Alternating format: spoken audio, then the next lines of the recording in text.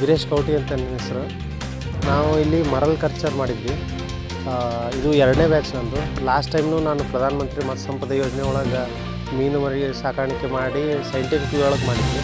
So ಮಾಡಿ last time ಒಂದು 17 ಲಕ್ಷ ನಮಗೆ ಟೋಟಲ್ ಎಲ್ಲ ಬಂದಿತ್ತು. ಖರ್ಚು ವೆಚ್ಚ ತೆಗೆದೇ ನಮಗೆ ಒಂದು 7 ಲಕ್ಷ ರೂಪಾಯಿ ಲಾಭ ಆಗಿತ್ತು. ಸೊ ಅದೇ ರೀತಿ ಲಾಸ್ಟ್ ಟೈಮ್ ಎಲ್ಲ ಮಾಡಿದ್ದನ್ನು ಅನುಭವ ಇಟ್ಕೊಂಡು ಮತ್ತು ಅದೇ ಥರ ಹೆಚ್ಚಿನ ಏನು ಇಂಪ್ರೂವ್ಮೆಂಟ್ ಮಾಡಬೇಕು ಮತ್ತು ತಪ್ಪುಗಳು ತಿದ್ಕೊಂಡು ಸ್ವಲ್ಪ ಈ ಸತಿ ಜಾಸ್ತಿ ಮಾಡಿದ್ವಿ. ಸೊ ಸುಮಾರು ಒಂದು 17,000 ಮರಿಗಳನ್ನ ಹಾಕಿದ್ವಿ. ನಮಗೆ ಪ್ರತಿ ಮರಿ ಹೆಂಗಂದ್ರೆ ಒಂದು 15 ರೂಪಾಯಿ ತನಕ ಕಾಸ್ಟ್ ಬೀಳ್ತದೆ. ಸೊ ಅದನ್ನೆಲ್ಲ ತಂದು ನಾವು ಬೆಳೆಸಿ ಸೊ ನಾವು ಪ್ರತಿಯೊಂದು ಆಂಧ್ರದಿಂದನೇ ತರೋದ್ರಿ, ಫುಡ್ಡು ಪ್ಲಸ್ ಮರಿಗಳನ್ನೆಲ್ಲನೂ. ಸೊ ನಮ್ಮದು ಫುಡ್ ಕಾಸ್ಟ್ನೇ 18 ಲಕ್ಷ 20 ಲಕ್ಷ ಆಗಿದೆ. ಸೊ ಮರಿಗಳದು ಎಲ್ಲ ಸೇರಿ ಒಂದು 20 ಲಕ್ಷ ಖರ್ಚು ಮಾಡಿದ್ದೆ. ಸೊ ಈಗ ನಾವು ಅಂದ್ಕೊಂಡಿದ್ವಿ ಸ್ಟಾರ್ಟಿಂಗೆಲ್ಲ 10 ಟನ್ನಿಂದ 12 ಟನ್ ಬರ್ತದೆ ಅಂದ್ಕೊಂಡಿದ್ವಿ. ಬಟ್ ನಮ್ಮ ಫಿಶ್ ಗ್ರೋತ್ ಹೆಂಗಂತಂದ್ರೆ ಎಲ್ಲನೂ ಎವ್ರೇಜಾಗಿ 1 ರಿಂದ 1.5 kg ಇದಾವೆ. ಕೆಲವೊಂದಂತೂ ಒಂದು 20%, 30%, 2 kg 2.5 kg ತನೂ ಇದ್ದು.